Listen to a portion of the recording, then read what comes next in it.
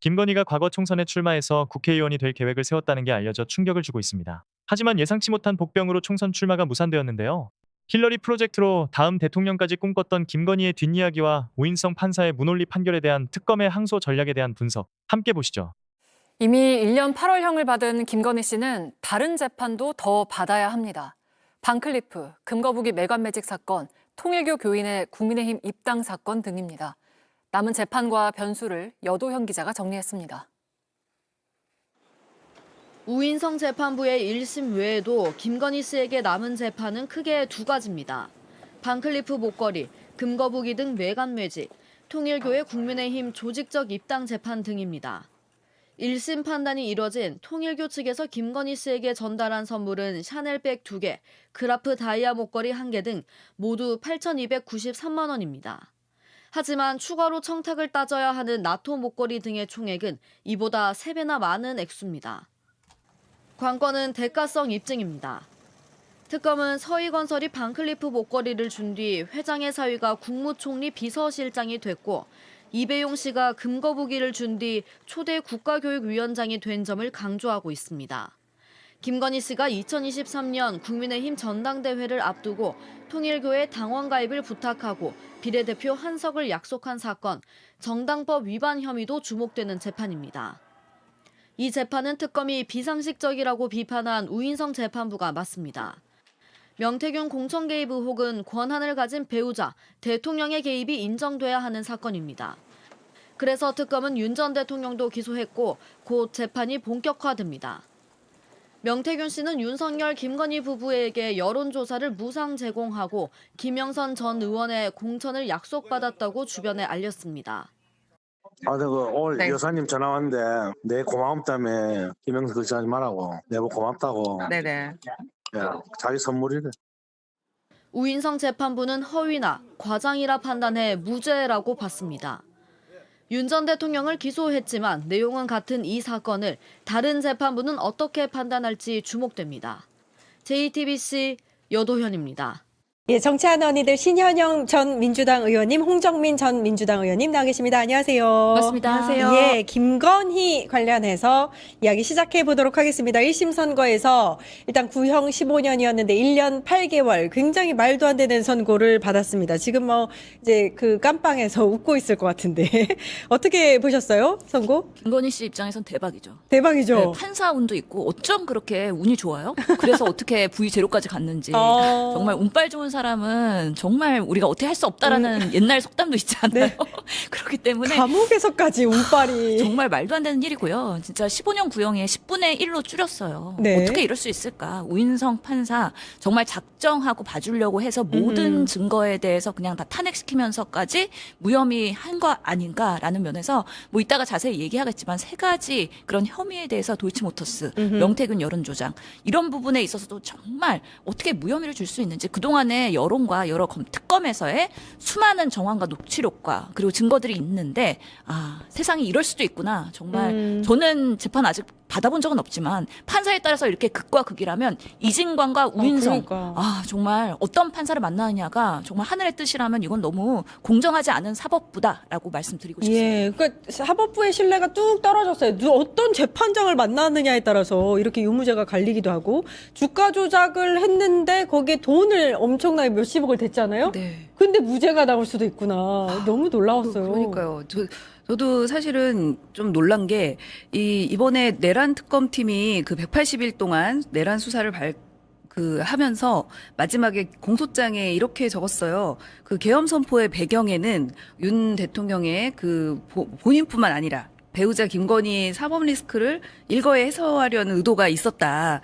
그러니까 특히나 당시 민주당이 특검법 추진하면서 김건희 특검. 예, 김건희에 대한 수사 압박이 막 임계점에 도달하자 이게 트리거가 돼서 이 계엄을 선택했다라는 건데 이 무죄 판결을 보면 사실은 내란 특검이나 그렇게 계엄의 동기라고 주장하면서 지금 내란 재판을 진행한 내란 특검이나 우리 국민들뿐 아니라 윤석열마저도 황당한 재판인 거죠. 판결 결과라고 보입니다. 아하, 예. 차라리 그때 그럼 특검 받을 걸 무죄 나올 건데 그렇게 지금 개엄까지 해가지고. 예, 그렇게 지금 국민의힘 의원들이 얘기하고 있고 네. 지금 조선일보에서도 그런 보도를 하고 있고 그랬죠. 그렇기 예. 때문에 아니 무죄 나올 건데 비상계엄까지 해갖고 괜히 지금 정권 뺏기고 이게 웬 말이야라고 생각을 하는 것이죠. 그러니까요. 근데 이번에 판결을 보면은 정말 이게 정말 제대로 된 판결이라 그러면 앞으로는요 정말 샤넬백 받아도 돼요. 그러니까요. 예, 대통령 부인이 예. 샤넬백 받아도 돼요. 그냥 아무 말 말 안 안 하고 하고. 줘두면 무죄 나옵니다. 아하. 그리고 사실은 뭐 여론조사나 이런 것들 선거 과정에서 받을 수 있어요. 무료로. 근데 계약서 안 쓰면 안 돼요. 쓰면 돼요. 예, 그러면 그냥 다 받아가지고 그 부분에 있어서 선거운동에 활용하면 돼요. 이런 부분에 있어서 어떻게 이런 황당한 판례를 남길 수가 있는 것이냐라는 면에서 국민들이 지금 납득할 수가 없는 것이고요. 그렇기 때문에 특검이 당연히 이번에 다시 항소를 하면서 제대로 한번 싸워보겠다라고 하는데 민중기 특검이 사실은 힘이 너무 많이 빠진 것 같다라는 안타까움이 있어요. 사실 예전에 우리 특검 3개 진행되면서 막 검난이라고 해갖고 뭐 성명서 나오고 그러면서 검사들이 뭐 다시 검찰로 돌아가겠다 막 이런 부분에 있어서 내부에서 내용이 있었잖아요. 있었죠. 그러면서 수사가 정말 차질이 많이 있었던 거 아니냐. 그런 면에서 사실 많은 정황과 증거를 정말 재판부가 사실은 탄핵하지 못하도록 명확하게 드러내고 그 뇌물을 받을 때도 이거는 청탁의 그런 의도가 있었던 것이다라는 걸 명확하게 하고 실제로 명태공과도 수많은 노출록이 있으니까 사실 김영선 공천이 여사님의 선물이라고 얘기를 했는데 그런 부분들이 왜 여론조사와 이 공천과의 관계가 상관없이 공심에서 그냥 땅땅땅 회의만 하면은 이거는 무죄 이런 방식으로 우인성 판사가 판단하게 만들었는지 이런 부분에서는 여전히 다툼의 여지가 있기 때문에 저는 2심에 가면은 지금의 상황은 달라질 수 있다라고 굳게 믿고 있습니다. 예. 근데 이제 전해진 바에 따르면 판결문에 김건희 주가 조작의 무죄가 된 그 근거가 이 일당들이 주가 조작 일당들이 뒷담화를 했대요. 김건희에 대해서. 그래서 이제 공범이 아니다라는 결론에까지 이르는 건데 예. 이게 맞아요? 아, 변호사시니까. 저도 이 자본시장법 위반 주가 조작 예. 이 혐의가 이렇게도 무죄가 될 수 있는 게 좀 놀랍긴 한데요. 아하. 이제 내용을 보니까 이제 뭐 그 선수들이 뭐 주범들이겠죠. 김건희를 두고 김건희처럼 싸가지 없게 하지 말고라고 이제 뒷담화를 한 정황을 그렇죠. 두고 이런 녹취와 뭐 이런 거를 무죄 근거로 삼았는데요. 실제로 이게 무죄 결정적 근거가 된 게 법리적으로 저는 취약하다고 봅니다. 아하. 왜냐면은 작전 세력들이 그 전주를 향해서 뭐 까다롭고 예민하다 이렇게 불평하는 일은 늘 발생하고 특히나 이해관계가 얽혀 있지 않습니까? 그렇죠. 예, 전주가 돈을 뭐 얼마나 되고 언제 되고 뭐 이런 식의 또 불만을 가지면 안 되니까 이런 범죄 집단 내에서 흔히 발생할 수 있는 일인데 재판부가 이런 걸 근거로 김건희가 단순 투자자라고 판단했는데 사실은 선수들이 싫어했으니 공범이 아니다가 아니라 실제로 수익을 공유했고 행위를 가담했다.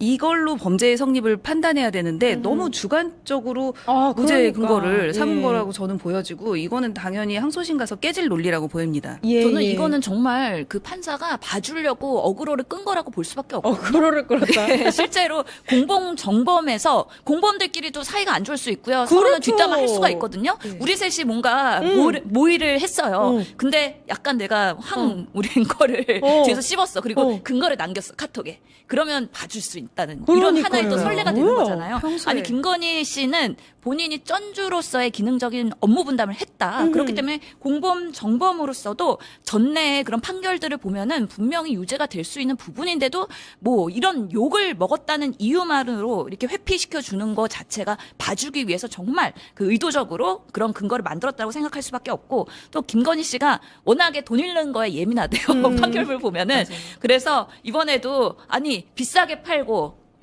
비싸게 팔아야 되는데 비싸게 사고 싸게 파는 거에 대해서 이런 부분에서 되게 예민한 김건희 아하. 씨인데 그럼에도 불구하고 그 부분에 있어서 이의 제기를 하지 않았기 때문에 이런 시세 주가 조작에 있어서는 인지하고 있었다라는 유죄 판결에 활용되는 근거가 됐다고는 하더라고요. 그래서 예. 정말 있는 사람들이 더하다. 정말 이렇게 예민하구나. 그런 있는 부분도 사람들이 알수 더하다. 있었다. 예. 유일하게 이제 유죄를 선고받은 부분이 뭐라 그러죠? 뇌물은 아니었죠. 알선수재로 이제 유죄를 받았는데 통일교에서 한 학자가 윤영화한테 김건희에 대해서 이렇게 설명할 때요. 국모의 위상, 국모의 품격 때문에 김건희에게 목걸이를 선물해야 된다. 그리고 윤영호가 윤석열 만나고 왔다라고 했더니 한학자 총재가 눈물을 글썽일 정도로 좋아했다고 하네요. 예. 네. 이 국모라는 단어가 이제 사실은 되게 좀 너무 거부감이 느껴지는데 예. 이 봉건적 사고라고 볼 수 있죠. 그 조선시대 왕비에게 쓰던 말이죠.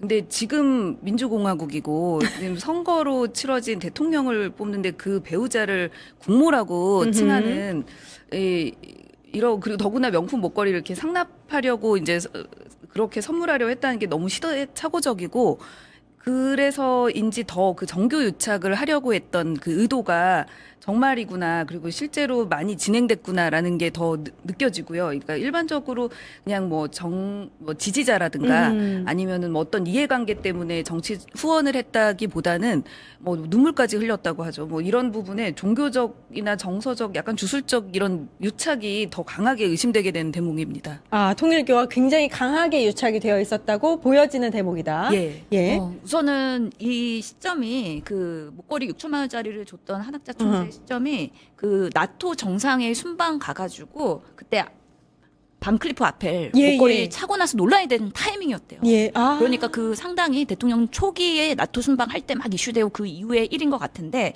이 국모라는 의미는 사실은 뭐 유경수 여사도 국모라고 불렸던 어떻게 보면은 보수 성지에서는 정말 그 우리는 여사라고만 해도 지금 민감하게 얘기하잖아요.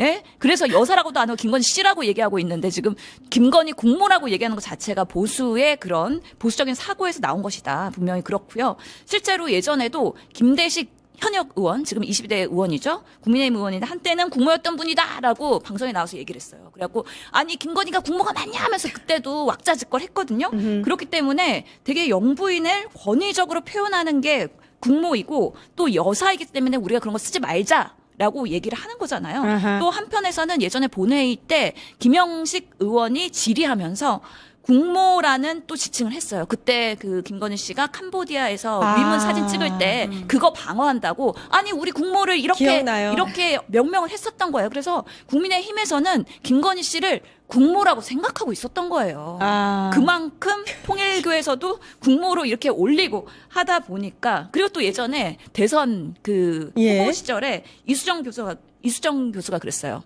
그 김건희 씨 논란이 막 되니까 아니 이번 선거는 국모 선거가 아니야. 라고 얘기했었던 게 있어요. 예. 그래서 계속해서 국모 시리즈가 나오니까 진짜 김건희 씨가 나는 대한민국의 어머니다. 나는 왕비다. 이런 마인드로 3년간 통치한 것 아니냐라는 것이 또 여기서 드러나는 대목이라고 지금 생각합니다. 21세기가 맞나요? 국모라는 말을 그러니까. 그냥 이렇게 일상에서 쓴다는 것 자체가 좀 어울리지 않다라는 그렇죠. 생각이 드는데. 대한민국의 국민들을 거느리고 있다라는 그런 아주 저 권위적인 백성인가요, 사상인 그러면? 거잖아요. 그렇죠. 저희가 떠받들여야 되는 분들인 것이죠. 황당합니다. 예. 어제 민중계 특검이 항소장을 제출했습니다. 유죄가 나온 부분까지도 납득할 수 없다면서 조목조목 이제 반박을 했는데요. 이건 어떻게 보셨어요? 일단은 당연히 항소를 해야 되는 상황이고요. 이제 두 가지 저는 중요한 걸 보고 있는데 하나는 재판부에서 예를 들어 전부무죄로 했잖아요. 예. 주가 조작에 대해서 이 부분에 대해서도 방조범은 판단할 필요가 없다. 왜냐하면은 특검이 공소장 변경을 안 해서 방조라고 기소를 안 했기 때문에 판단할 필요가 없다라고 했는데 이 부분도 사실은 비판이 많습니다. 예. 축소 사실이고 같은 사실, 기본적 사실관계가 동일하기 때문에 좀 적극 재판을 하면 적어도 주가 조작의 종범으로라도 이렇게 할 수 있었는데 그 부분에 대해서 재판부 우인성 판사는 아예 기소를 안 했기 때문에 무죄라고 판단을 했어요. 예. 이 부분에 대해서 대부분은 보통은 저런 경우 성명을 해서 방조 혐의라도 이렇게 적용을 해서 유죄를 때리는데 이 경우는 굉장히 좀 적극 판단을 전혀 안 한 경우고 그리고 사실은 지금 특검이 잘못했다는 비판도 많이 있지만 방조라고 바꾸지 않은 이유가 공동정범이라는 거예요. 그렇죠. 네. 예. 실행행위를 직접 했고 시세 조종을 직접 가담을 했습니다. 단순히 좀 돈만 빌려준 게 아니라 최근에 이런 모든 게 다 공동정범 이런 것 판례들이 예를 들어 이 보이스피싱 같은 경우, 아하. 보이스피싱 같은 경우 보면은 정말 통장만 빌려줬거나 전달책이기만 해도 같이 다 공동정범으로 아, 그래요? 예, 처벌을 아, 받아요. 굉장히 그래서 대학생들도 막 1, 2년 실형이 받습니다. 아. 그런 경우인데 이런데 뭐 방조범조차 뭐 아직 판단을 안 한 것은 정말 잘못이고 더 중요한 것은 굳이 안 해도 되는 뭐 공소시효가 지났을 것이다라는 어허. 그래서 뭐 방조범으로 했다 하더라도 뭐 면소 판결일 거다라는 식의 재판부가 과하게 뭐 자기가 변호를 해버립니다. 그 부분도 기존에 권오수 주범에게는 포괄일죄를 적용해서 2010년도 거부터 다 일죄로 판단했거든요. 그래서 공소시효가 남았을 겁니다. 근데 김건희 재판만 앞에 거 뒤에 거 따로 해서 앞에 거에 좀 주로 이제 개입을 했거든요, 김건희가. 그러니까 뒤에 그러니까 앞에 거 부분만 개입을 했기 때문에 그건 공소시효 지나서 뭐 의미 없을 것이다라고 예. 판단을 한 게 저는 이 부분에 대해서 정말 치열하게 특검이 예. 다툴 것이다라고 예고를 했습니다. 공천개입 관련해서도 사실 뇌물이나 정치자금 할 때 이 네. 관련한 범죄를 저지르면서 계약서가 없기 때문에 그렇죠. 죄를 판단할 수가 없다. 이것도 아니지 않습니까? 일반적인 상식에 매우 예. 엇나가는 부분이기 때문에 우리가 정치의 선거의 과정을 이해하고 있는 사람이라면 이걸 무죄를 때릴 수가 없어요. 아이고 일반인도 알겠다. 아유. 범죄를 저지르면서 누가 계약서를 써요. 그러니까 지금 계약서 안 쓰면 모든 게 다 익스큐즈 된다. 그래서 예. 지금 오세훈도 그러면은 계약서 없으면 그러니까, 무죄 예. 나오는 건가요? 이런 부분에 있어서의 상식에 반하는 판결이었기 때문에 당연히 항소장에 들어간 부분이고요. 음흠. 실제로 보면은 그 공천 과정에서도 그게 땅땅땅 뚫렸다고 하지만 그 땅땅땅 뚫어지기 전까지 얼마나 내가 김영선 해주라고 뭐 상현이한테 얘기할게. 걔가 공관위원장인 모든 근거들이 다 있기 때문에 그런 것들의 연관성에 대해서 다시 한번 다툴 여지가 분명히 있는 것이고 그리고 통일교도 이미 대선 과정서부터 청탁의 근거들이 윤영호 본부장을 통해서 계속해서 드러났기 때문에 예. 차넬백 처음에 준 게 어떻게 대가성이 아니냐 이런 부분들도 그렇죠. 다시 한번 다툼의 여지가 있다. 그래서 지금의 1년 8개월형은 지나치게 가볍다라는 부분에 있어서 2심에서는 더 형이 올라갈 것으로 예. 기도해야 합니다. 저는 확신합니다. 2심에서 뒤집어질 거라고 확신을 해요. 정말 이거 국민의 법 감정이라든지 상식과 완전히 이제 반하는 결과가 나왔기 때문에요. 그러니까 어제 JTBC 방송에서 이제 다큐를 만들었는데 네, 김건희가 주인공이었어요. 그런데 그 안에서 뭐 여러 가지 내용들이 있었지만 김건희를 제2의 한국의 힐러리로 만들고 싶다. 그래서 광주에 출마하도록 추진을 했었다. 이 얘기가 나왔는데 와, 너무 소름이 돋을 정도로 너무 깜짝 놀랐어요, 저는. 그걸 보고 이제 너무 놀랐어요. 예. 사실은 힐러리 클린턴은 물론 유일한 공통점은 남편이 대통령이었다라는 거죠. 힐러리 클린턴과 이제 김건희의. 예, 예. 그런데 힐러리 클린턴은 커리어가 있습니다. 그렇죠. 뭐 본인이 오히려 더 많이 사회에도 기여를 많이 예. 한 부분도 있고 퍼스트레이드 이전부터 변호사기도 하고 아동 권익운동가로 활동도 했고 실제로 본인이 당선된 그 상원 의원이었고 그리고 청문회를 통과한 국무위원이었지 않습니까? 그런데 김건희의 그 이력은 뭐 커리어가 아니라 알리바이입니다. 허위 학력이라든가 허위 그 경력 예. 이런 부분이 그리고 정책적 비전이 아니라 뭐 도이치모터스 주가 조작으로 뭐 그쪽 전문가였죠. 그렇죠. 그리고 명품백 수수 사법적 리스크가 있고 그런데 어째서 본인이 이제 힐러리를 모델로 할 수 있다고 생각했는지 그리고 본인이 활동하면 활동할수록 비호감인데 출마를 하면 비호감을 잠재울 수 있다. 자신 있어 했대요. 라고 예. 하는 게 저는 뭐 힐러리 팬도 아니지만 힐러리를 너무 모독하는 것 같습니다. 그러니까요. 저 그때 왜 그 소방대원들 데리고 무슨 다리 가서 이렇게 하고 있었던 마포대교. 사진. 경찰한테 그러니까 그런 것들이 네. 본인이 정말 출마해서 국회의원이 될 수 있을 거라고 믿었던 것 같아요, 정말로. 근데 실제로 윤석열보다는 정무적 감각은 있는 것 같아요. 아, 윤석열을 대통령으로 그래요? 만드는 데 있어서 뒷선에서 많은 일을 했잖아요. 예. 그래서 그들의 보도에 따르면 네. 아니 윤석열도 대통령이 되는데 김건희가 못 될 게 뭐가 있어? 내가 왜? 라는 생각을 분명히 한 것이고 실제로 광주 비엔날레를 김건희 씨가 갔더니 반응이 좋았다는 거 아니에요. 그래서 윤석열이 아니 우리 김건희가 광주에 출마한 것도 한번 검토해보자라고 했더니 그때 그 주변에 있었던 모든 사람들이 얼음이 됐다는 거예요. 할 이거 말이 있어서. 어떡하나. 왜냐하면 그 타이밍이 김태우를 다시 강서구청장 보궐선거로 출마를 시켜갖고 폭망했을 때. 아하. 그러고 나서 이제 회의에 모였는데 김건희를 그러면 광주에 한번 했더니 정말. 정신 못 차리고. 근데 저는 한번 광주에 한번 출마했으면은 정말 재밌었을 것 같아요. 예, 그래서 몇 %나 받는지 그것 또한 정말 완전 현실에 있어서의 그 냉정한 판단을 받는 하나의 계기가 됐을 것 같은데 그게 안 먹힐 것 같으니까 이번에는 강남을 생각했다는 거잖아요. 강남이요? 예, 강남 출마를 그러면은 강남은 뭐 따놓은 당사니까 출마만 하면 되는 거잖아요. 아. 그러면서 윤석열을 잇는 김건희의 행보를 사실은 기획을 했었던 거고 실제로 비상계엄 했을 때도 그런 거예요. 그때 힐건희 프로젝트 계속 나왔어요. 힐건희? 예.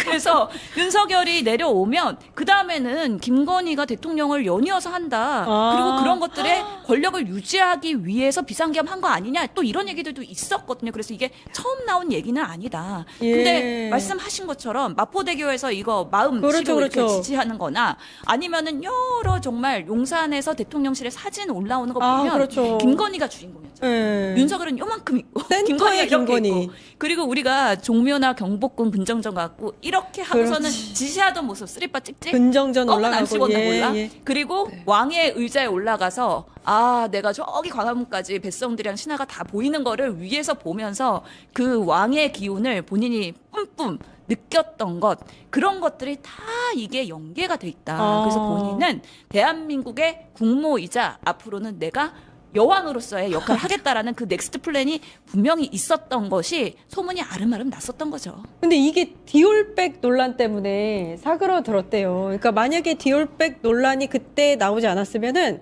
대통령의 영부인이 국회의원이 정말 될 수도 있었다? 정말 그랬을까요? 그쪽 강남에 꽂으면 됐겠죠. 예. 근데 정말 그 방금 말씀하신 것처럼 모든 국민들이 너무나 이렇게 좀 어제 그 다큐를 보고 더 이제 속상했던 예, 거는 당시에는 그냥 비판만 하고 혹시나 했던 그런 그 김건희에 대한 뭐 이미지 화보들 촬영 뭐 이런저런 것들 그런 것들이 진짜로 그런 프로젝트에 의해서 했다는 게 진짜 민생에는 신경 1도 안 쓰고 그렇게 김건희를 어떻게든 한 번 더 대통령을 만들어 보자는 그런 일념으로 정말 예.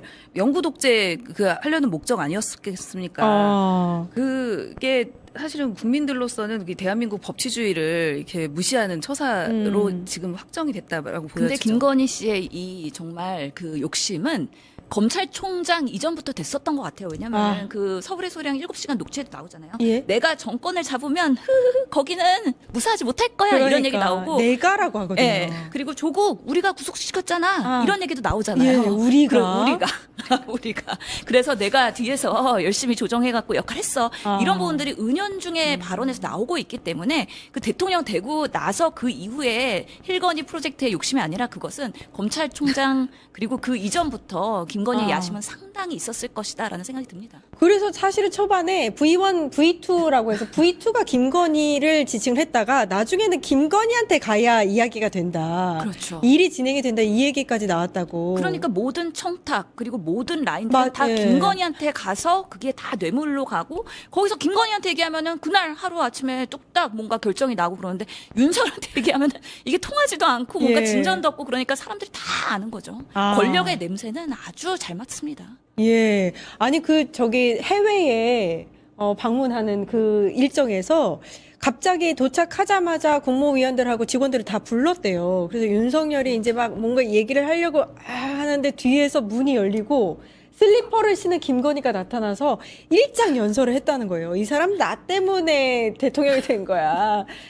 우리랑 함께 이런 걸 하자. 그리고 나중에 나랑도 따로 이 사람들 만납시다. 뭐 이런 얘기도 했다고요. 그게 뭡니까 그게. 근데 지금 와서 보면은 별로 그 윤석열이 기분 나빠하지를 않았던 게 가만히 있었대요. 예, 이번에 재판에서도 드러나는 것처럼 뭐 김건희 피고인 김건희나 김건희 씨라고 불렀다고 막 그거 가지고 항변을 하고 야.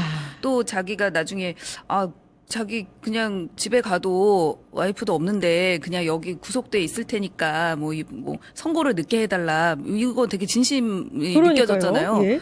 그래서 그때 김건희가 V0 역할을 했던 거에 모두 본인조차 윤석열조차 다 동의가 됐고 모든 사람이 다 공감대가 형성되어 있었던 게 아닐까 그래서 싶어요. 정말 그 김건희가 윤석열의 그 영혼과 정신을 지배하고 있었다 이런 말이 정말 맞는 것 같기도 하고 어떠한 상황에서도 윤석열은 정말 김건희를 사랑하구나 이런 부분들이 그런 멘트에서 또 드러나는 거 아니겠습니까? 예. 그래서 정말 이상하게 이해할 수 없는 부부 관계라고 생각을 하고 그런 사람들이 권력을 가졌으니 얼마나 대한민국을 엉망으로 만들었겠습니까? 예, 그러니까 아무튼 진실은 본인이 아무것도 아닌 사람이라고 하면서 들어갔잖아요, 조사받으러.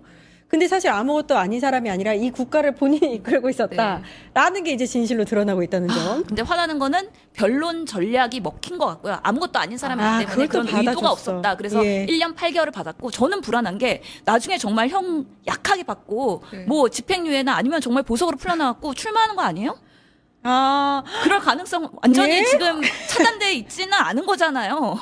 출마하는 거 아닌가요? 저 이런 상상도 해봤어요. 그렇군요. 예. 정치자금법 관련해서 지금 무죄를 선고를 받았으니까 2심에서 뒤집어지지 않으면은 뭐 그냥 바로 출마할 수도 있는 그런 지금 상황. 14개가 여전히 좀 예. 기소돼 있고 앞으로 재판도 받아야 되고 2차 종합특검도 있고 그래서 갈 길이 많긴 한데요. 그렇죠. 김건희가 나의 이런 여러 가지의 흑역사를 오히려 반전을 시키기 위해서 출마로서 나는 그 명예를 회복하겠다. 이렇게 나온다면 지금의 국민의힘은 보수 구구이기 때문에 일부의 윤 어게인 세력이 또 만들어줄 수도 있어요. 그러면 거의 허경영스럽게 되는 거죠. 사실은 국민의힘이 제대로 된 당, 뭐 지금도 의문이지만 만약에 김건희를 국민의힘 출신으로 그렇게 출마를 시킨다면 점점 더 좀 이렇게 국민들이 납득하기 어려운 당이 돼가지고. 부디 저의 상상이 과도한 우려이기를 바랍니다. 과도한 그렇죠. 예. 나오는 것 자체가 일단 국가의 품격이 떨어지는 그렇죠. 일이 아닐까라는 생각이 들어서 진짜 그냥 과도하게 상상하신 걸로 됐으면 좋겠습니다. 네, 그러기 바랍니다.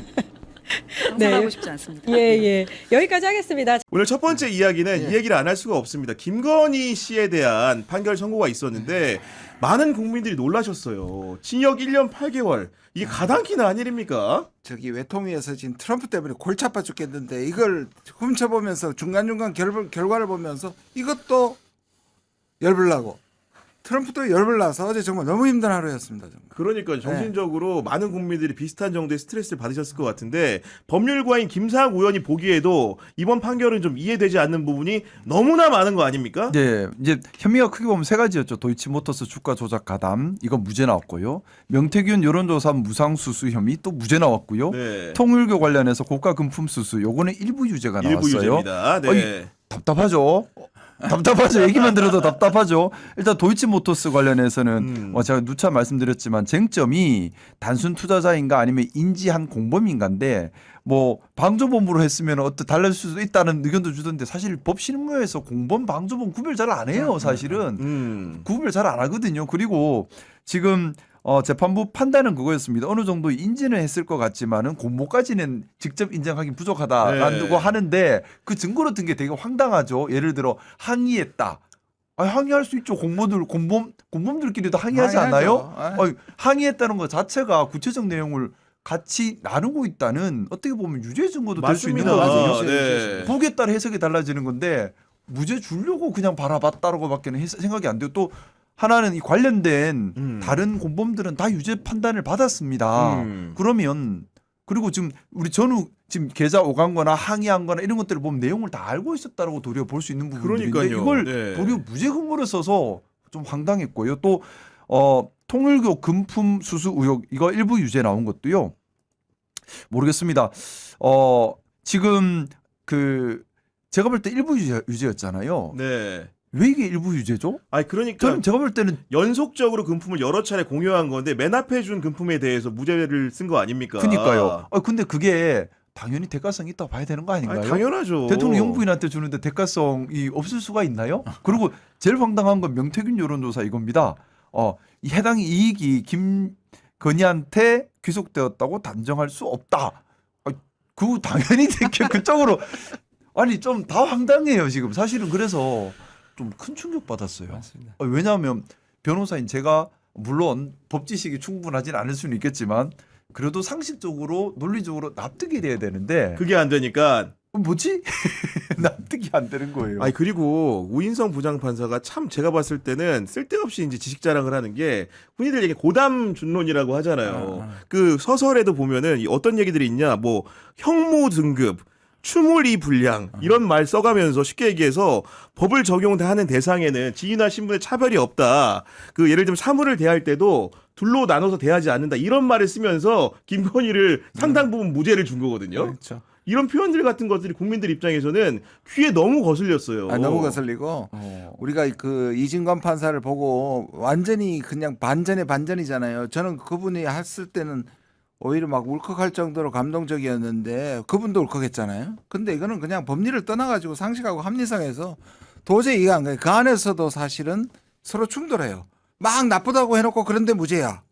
논리적으로 안 맞아요. 논리적으로 안 맞는데 근데 제가 이 말씀을 드리고 싶어요. 말이 어렵잖아요. 말이 어려우면 숨기는 게 있는 거예요. 판결문을 봤을 때 그러니까 이제 사실은 법도 쉬워야 되거든요. 왜 법도 상식 위에 있는 거지 상식 밖에 있는 게 아니에요. 근데 꼭 상식적인 판단을 못하게 하려면 말이 어려워져요.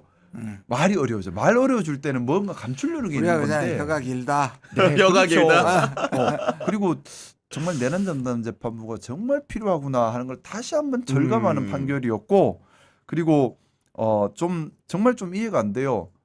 공범 이거 우리 그 예를 들어 지금 공범이라서 안 됐다. 그럼 방조라면 해줄 수도 있다는 취지의 판결문에 또 들어가 맞습니다. 있는데 네. 형사 재판은 기본적으로 직권주의가 많이 들어가 있어요. 본인이 그렇게 생각하면 검찰한테 소명을 요구해야죠. 이진관처럼. 그렇죠. 네. 아니, 변경을 요구를 해야죠. 그렇죠. 그리고 또 사실 형사 실무적으로 공범 방조 구별 안 하거든요.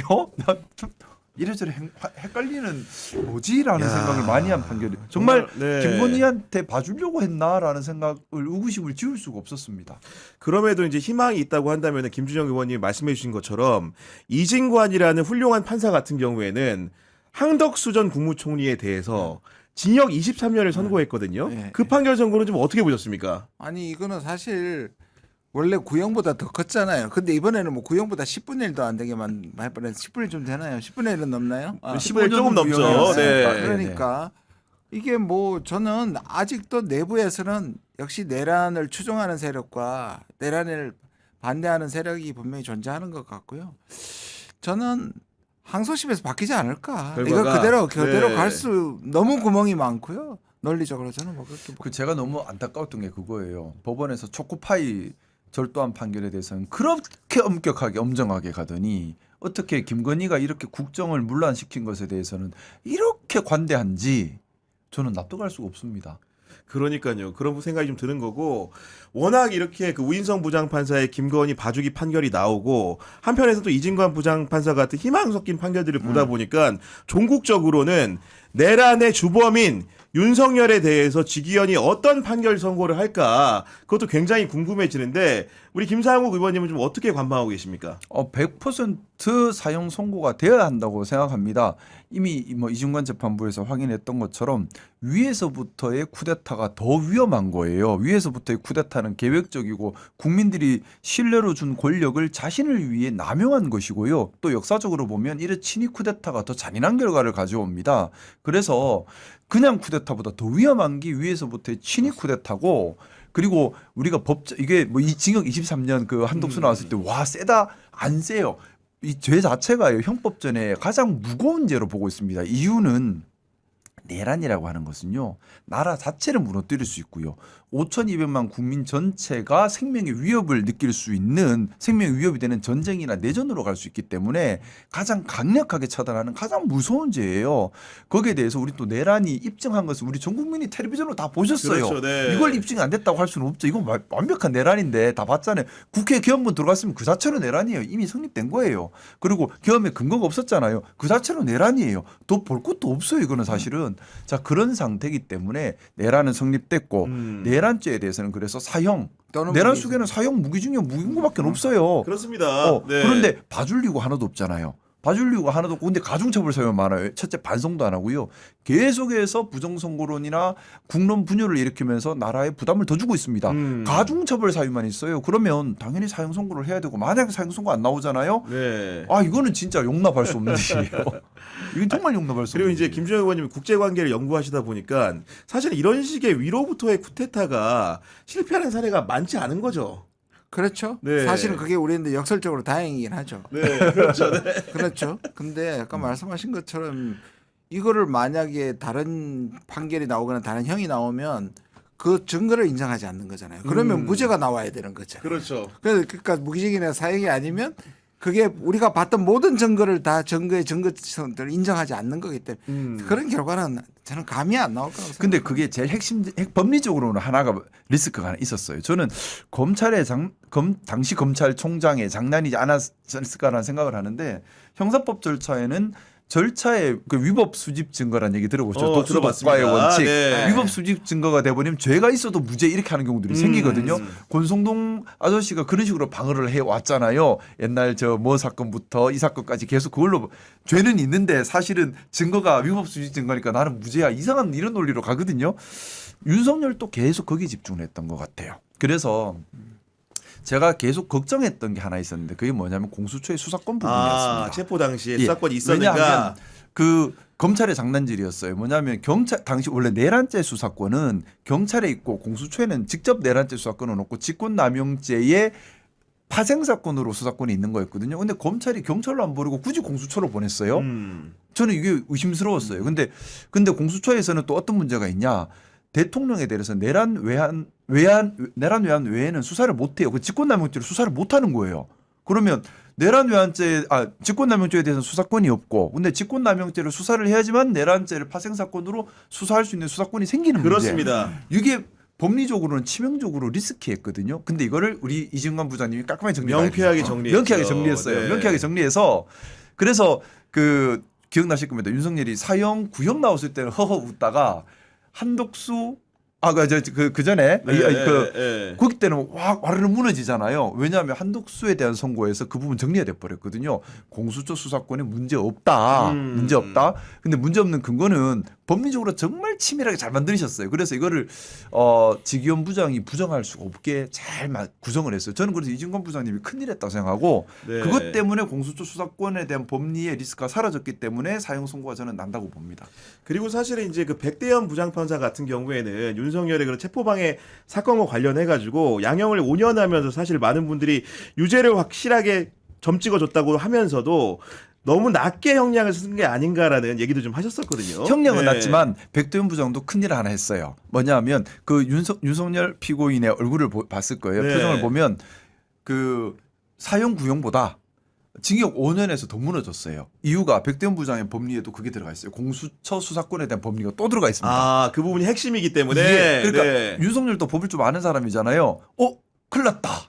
백대현 선고 내용에 있는 공수처 수사권에 문제가 없다는 내용 때문에 무너져 버린 겁니다.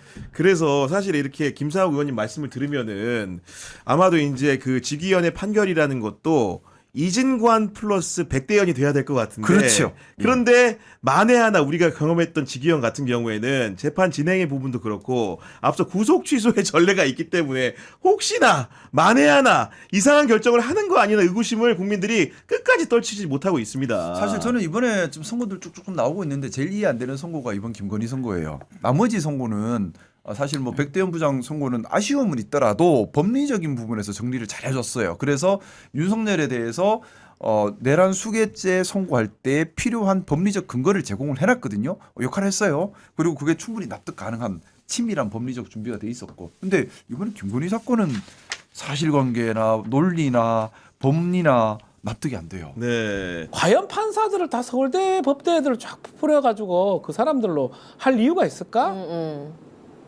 그러니까 현학적으로 하고 잘난 척하는 게 다잖아요. 예. 판단도 못 하는데. 네. 그 특히 명태균 관련해서 정치자금법 예. 그 관련 위반은 6가지 막 안 되는 논거를 대요. 계약서도 없고 그 얘기 할 공천 겁니다. 자료 네. 제대로 했지 않느냐 네. 이러는데 그 6가지를 보면서 그렇게 판단할 저거는 짱돌이를 잔대가리를 굴린 네. 잔머리를 굴린 느낌이거든요. 네. 사실은 녹음으로 끝나는 거예요. 내가 해주라 했는데 그러니까. 그걸로 끝이에요. 그걸로 윤상현이가 뭐 반대로 이렇게 해야 돼요. 6개를 변호사들이 주장을 하죠. 네. 변호사 주장을 하면 그 6개를 하나하나 얘기를 하면서 이 녹음자를 봤을 때는 그 6개 주장은 일리가 없다.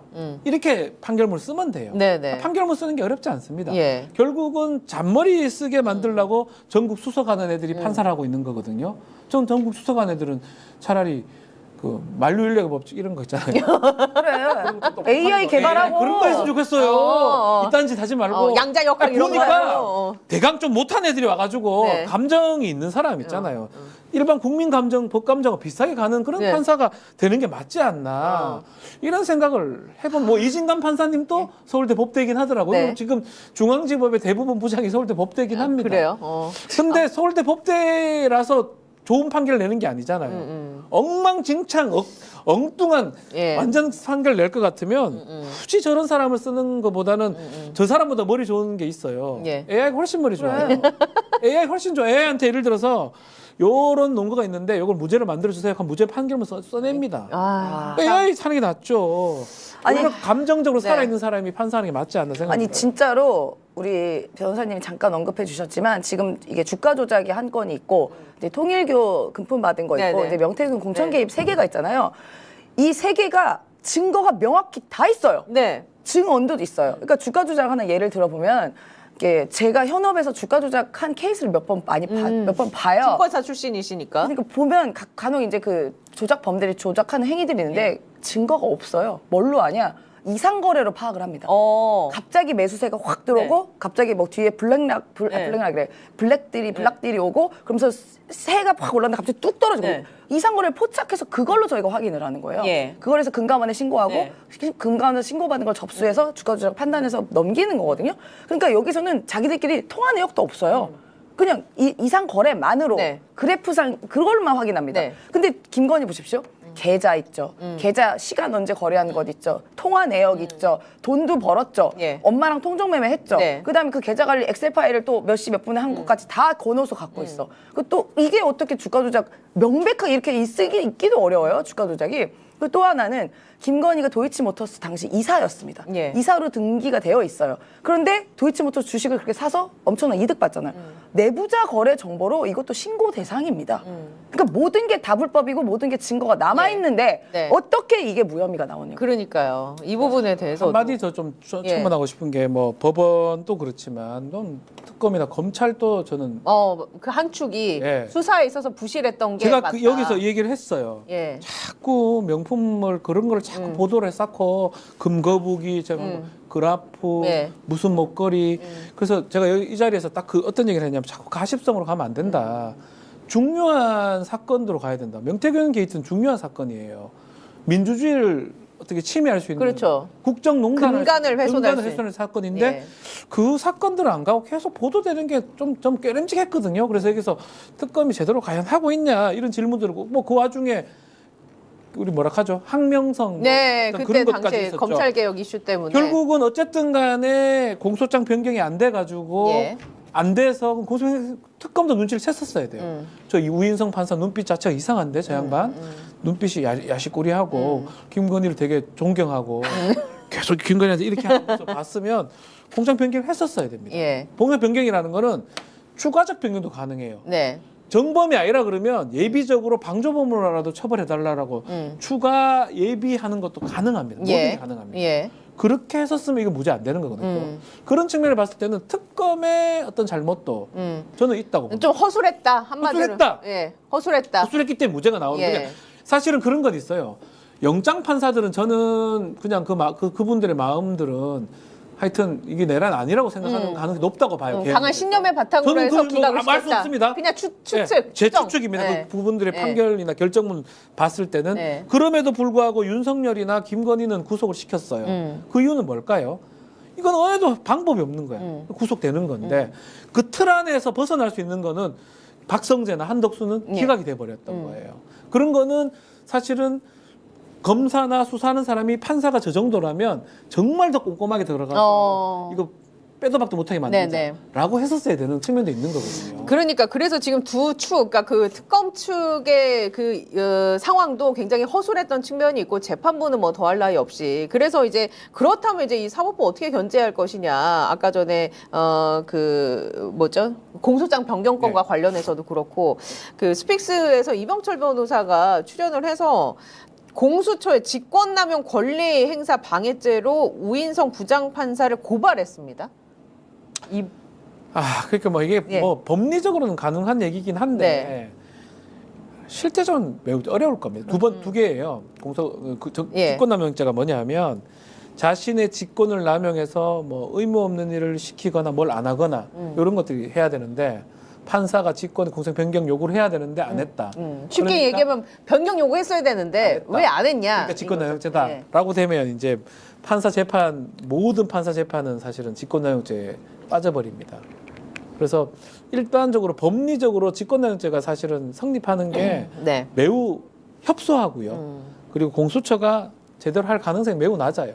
아니 공수처에서는 전화가 왔다고 하더라고요. 이제 이병철 변호사에게. 그리고 일단 시민들이 너무 울분에 찬 시민들이 많으니까 시민들의 반응이 뜨겁다. 저는 환기 효과. 예. 환기시키는 효과는 뭐 있다고 볼 수 있는데 이게 관찰된다는 거는 좀 지켜봐야 된다. 그러니까 실질적으로 이게 실행이 되는 것은 좀 지켜볼 필요가 있다. 그렇죠. 왜냐하면 그러면 판사 재판 하나하나를 다 직권남용죄로 걸 수 있거든요. 그러니까 이게 걸고 싶긴 해요. 걸고 싶긴 한데 걸고 싶긴 해요.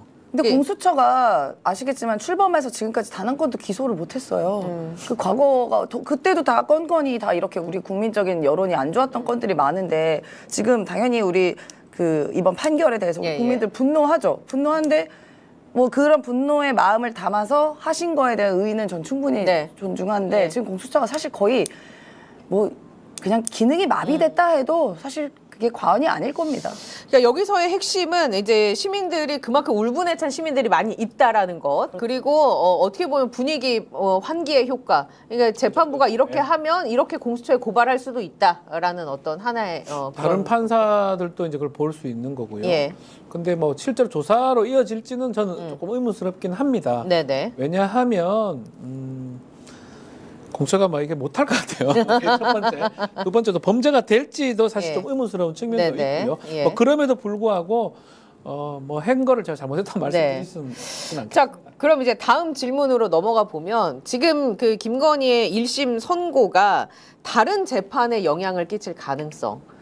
예를 들면 뭐 윤석열 재판이라든지 그리고 또 하나의 한 축이 저는 오세훈 시장도 분명히 여기에서는 영향을 받을 것 같거든요. 그렇죠. 왜냐 오세훈 시장 쪽도 이거 선고 나오자마자 명태균의 실체를 잘 설명을 해주고 있다. 이렇게 길을 열어줬어요. 오히려 이 1심 선고가. 이대로면 오세훈도 무죄가 될 가능성이 높고요. 아이고야. 명태균이 또 있는 게 윤석열 쪽도 있어요. 네, 그러니까요. 거기도 무죄가 될 가능성이 있는데 판사가 다릅니다.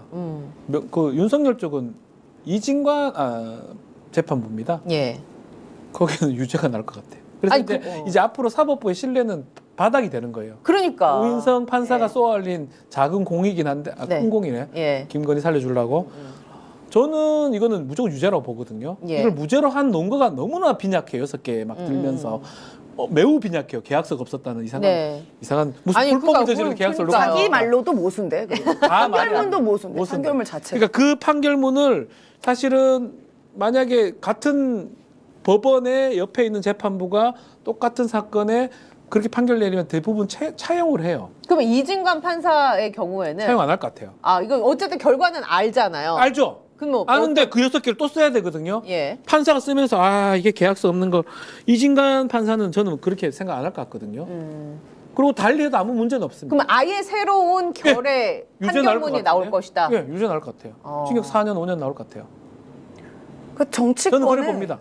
저는 윤석열 거는 이진관이 하고 있기 때문에 명태균 관련된 똑같은 사건 그거 유죄일 가능성이 매우 높고 원래 같으면 최초 재판 갖고 그거를 좀 차용해서 하는 게 맞는데 이거 하기에는 판사가 판결문 보면서 납득이 돼야 될 거 아니에요. 지금 국민 95%가 납득을 못해요. 변호사 중에 납득하는 사람은 국민의힘 최고 많이 지지자들 그런 변호사 말고는 대부분 다 이상하다 봅니다. 그러면 그 판사들 생각은 똑같을 거거든요. 그러면 저는 판결이 달리 나올 수도 있다 봅니다. 네. 저는 이게 정치적으로 너무 많은 그 선례라고 하면 뭐 할까요? 판례를 만들어주는 게 뭐냐면요. 일단 주가 조작 같은 경우는 내가 어떤 사람들과 주가 조작 이렇게 얘기를 해. 나 좀 돈 벌게 해줘. 약간 불법적인 행위를 해서 제가 이득을 얻어요. 나중에 나 얘랑 얘기한 적 없는데요? 알긴 알았는데 약간 이상한 것 같긴 했는데 얘랑 공부한 적 없어 하면 이제 주가 조작도 이제 앞으로는 처벌을 안 받게 되는 겁니다. 그러니까요. 네, 그냥 주가 조작 맘대로 하세요라고 좀 풀어준 거라고 아니 그 보거든요. 뇌물도 마찬가지죠. 그렇죠. 뇌물도 인사청으로 줬어. 네, 앞으로 이제 당선인들 있잖아요. 네. 뭐 국회의원이든 뭐 시구의원이든 구청장이든 혹은 대통령이든 당선인들 시절에 뇌물 막 갖다 준대 와이프한테. 이건 당선 선물이에요 부탁? 그러면 돼요. 그러면 끝나는 거예요. 뇌물도 안 돼요. 예. 그다음에 여론조사 같은 경우도 우리가 계약서 이런 거 안 쓰고 뇌물 받으면 되는 겁니다. 야, 앞으로 너가 나를 도와줄 때는 너 나한테 뇌물 주고 우리가 서로 이렇게 너가 나를 도와주면 나가 도와주는 이런 그 관계일 때는 계약서를 꼭 쓰자. 자, 내가 여론조사 무상을 줬더니 넌 나는 공천을 줘. 계약서 쓰면 돼요. 이렇게 말씀드려 죄송하지만 강선우 의원과 김경호 의원도 계약서 썼으면 불법이에요. 무죄예요. 무죄 같은데. 뭡니까 이게? 안 썼을 거 아니에요. 안 썼을 거 아니에요. 무죄잖아요. 1억 그냥 준 거 아니야. 예를 들면. 그래서 그 다른 재판부에서 그거를 차용하기에는 어렵습니다. 끝까지 시청해주셔서 감사합니다. 구독과 좋아요로 더 푸른 대한민국으로 가는 길을 응원해주세요.